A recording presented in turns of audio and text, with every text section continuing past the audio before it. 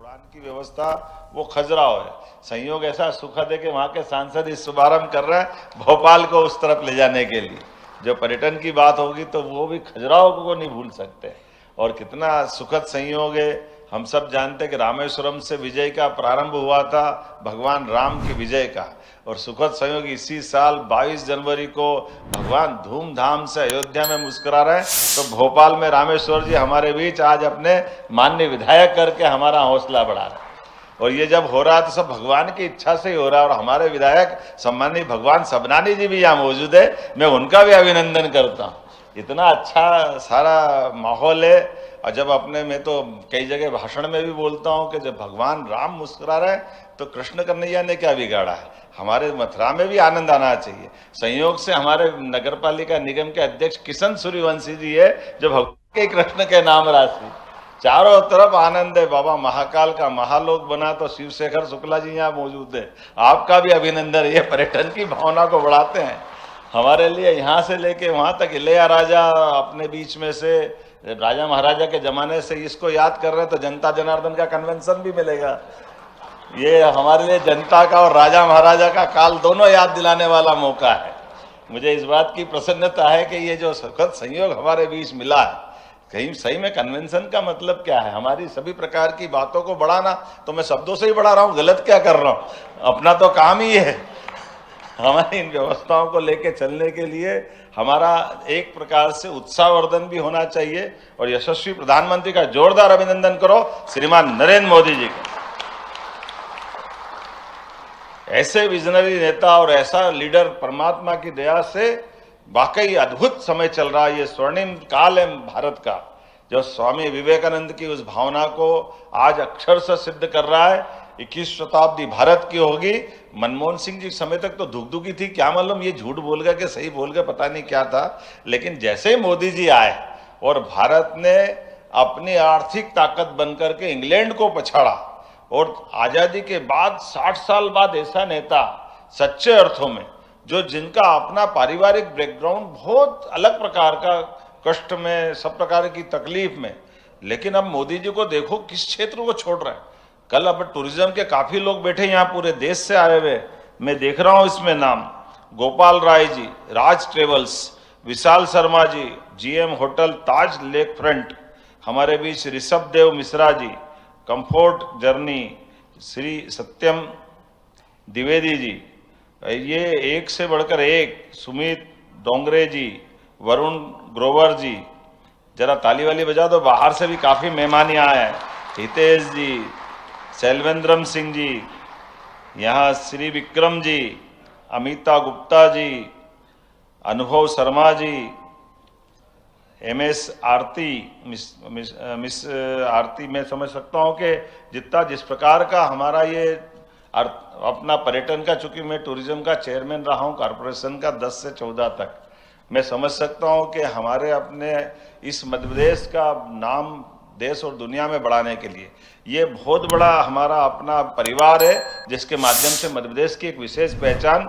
सभी क्षेत्रों में बनती है। ऐसे में जब हम अपना एक नया संकल्प कर रहे हैं भोपाल के माध्यम से, मुझे इस बात की भी प्रसन्नता है कि जब हम यहाँ अपनी बात कर रहे हैं तो आज ही आते आते जब कन्वेंशन सेंटर भी बन रहा है तो हमारा नवा टाइगर रिजर्व पार्क की भी घोषणा हमने की है, जिसको माधव टाइगर रिजर्व पार्क के माध्यम से जाना जाएगा।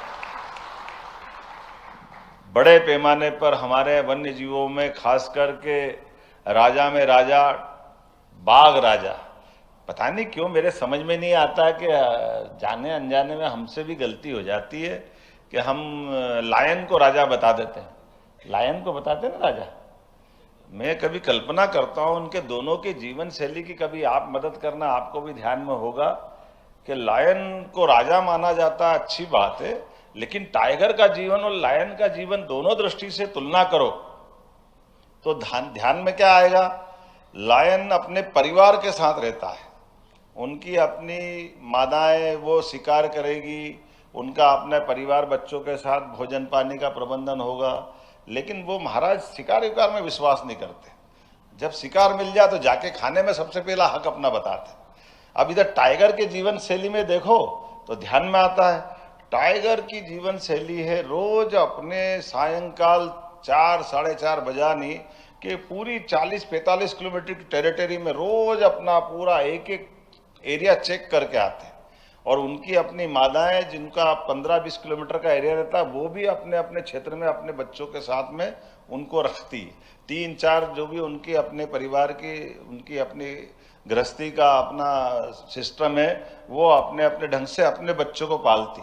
और रोबदाब ऐसा कि बच्चे बच्ची भी उन व्यवस्था में टाइगर का भाग्य परमात्मा की दया से ये भी अपना आप में जूलॉजी का एक नया चमत्कार है कि वो अपने वंश को भी पहचानता है। एकमात्र प्राणी है टाइगर जो अपना डीएनए सूंघ लेता कि बच्चे उसके हैं या और किसी के। तो कभी कोई कारण से मेल टाइगर किसी मादा के साथ बिछड़ जाए और बच्चे उसके साथ होते तो वो अगर दूसरे टाइगर के पास आती तो माँ को अपने बच्चे मारना पड़ते हैं या उनके अपनी जिंदगी उनके हाल पे छोड़ना पड़ती है। ये गुण भी टाइगर में। लेकिन दूसरा बड़ा गुण है टाइगर कोई भी हो, टाइगर अपने बलबूते पे शिकार करता है, अपने एरिया की रक्षा करता है, अपने पूरे क्षेत्र में अपने रोब दाब से रहता है और जिसमें दम है वही अपना एरिया बनाता है। अब बताओ राजा कौन हुआ, ये या वो? मेरे समझ में नहीं आया कि उसको मानो कि इसको मानो।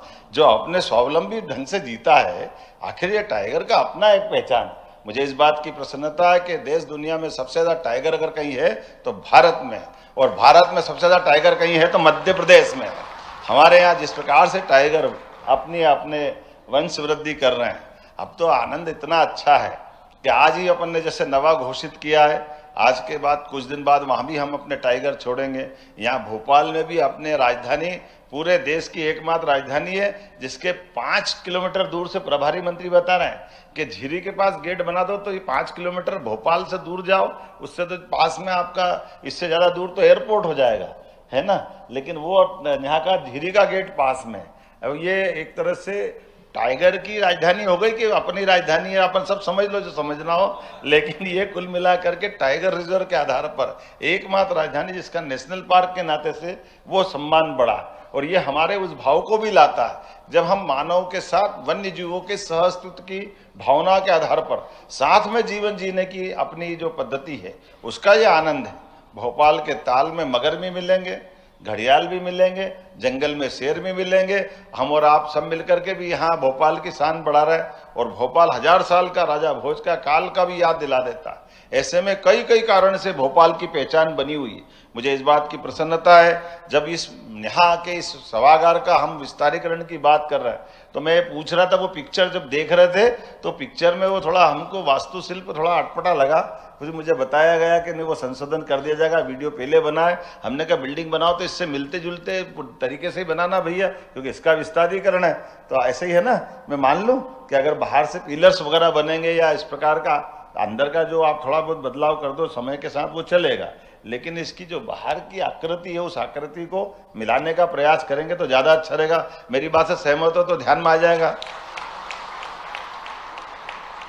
क्योंकि हम ये एक तरह से इसका विस्तारीकरण की बात कर रहे हैं तो उसका आनंद भी रहेगा और ये बहुत बड़ी कमी पूर्ति करेगा। अब काम करने के तरीके में माननीय चेतन जी ने भी कहा, माननीय हमारे अध्यक्ष जी ने भी कहा, हमारी अपनी परमात्मा की दया से यशस्वी प्रधानमंत्री ने जो काम करने का विजन बताया और जिस ढंग से उनने काम करने का तरीका बताया, जैसे वो अपनी बात रखते भी हैं, कहते भी हैं और उनने कई प्रकार से हमको सिखाया भी है, तो हमने भी प्रयास किया उनके उस मार्गदर्शन के आधार पर कि जब इस कन्वेंशन सेंटर के दृष्टि से बात कर रहे हैं तो रीजनल इंडस्ट्री कॉन्क्लेव हम लगातार संभाग में कर रहे थे और अपने को अंततः भोपाल में हमको ग्लोबल करना है। तो ग्लोबल करने के समय ध्यान में आया था कि हमारे पास अभी कन्वेंशन सेंटर नहीं है, तो हमने उस मानव संग्रहालय को जरूर चयन कर लिया था, लेकिन कल्पना की कि तुरंत अच्छा बनना चाहिए। तो हमने यद्यपि इस कन्वेंशन सेंटर के लिए टेंडर ये मान के चलते हो कि भोपाल से हम अपनी योजना भेजते, भारत सरकार आशीर्वाद देगी सही, तो भारत सरकार का आशीर्वाद उनके बजट के माध्यम से मिले। जनवरी में टेंडर लगा दिया और टेंडर के पहले इसी सप्ताह में भारत सरकार की मंजूरी भी आ गई। तो उसके आधार पर अब पूरे देश का इस नए बजट का ये पहला प्रोजेक्ट हो गया जिसको सबसे पहले हमारे माध्यम से भुनाया जाएगा। ये बड़ी सौगात भी है जिसको हम अपने बलबूते पर इतनी बड़ी सौगात ले रहे हैं और इसकी पहली किस्त तो आ गई, इसलिए तुरंत भूमि पूजन कर दिया ताकि सेकंड किस्त भी आ जाए। अगर कोई कारण से वो नहीं आई तो खर्चा राज्य को पड़ जाएगा।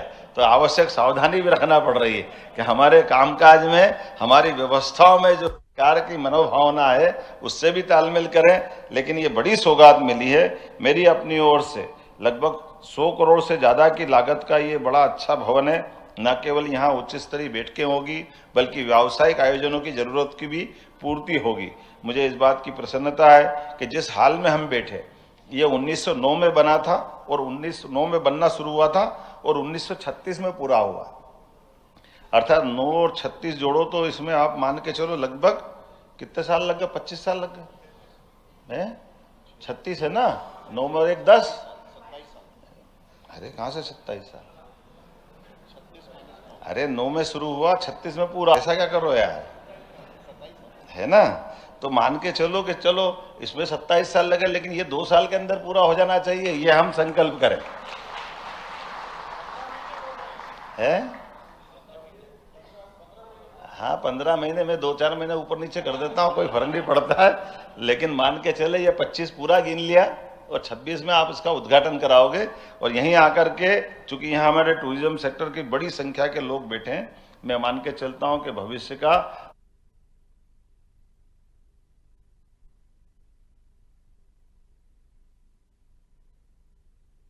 चलते हैं, बंद तो नहीं होगा, वो हम जब देखते थे चल रहे ना उसी प्रकार के। तो उसी प्रकार की व्यवस्थाओं से जोड़ करके जब हम बात करेंगे तो 2000 से ज़्यादा लोगों की भोजन की क्षमता का डाइनिंग हॉल यहाँ बनेगा। 2000 से बड़ी संख्या का बाहरी लान में भोजन की व्यवस्था रहेगी और बाकी कमरे तो आपने बता दिए।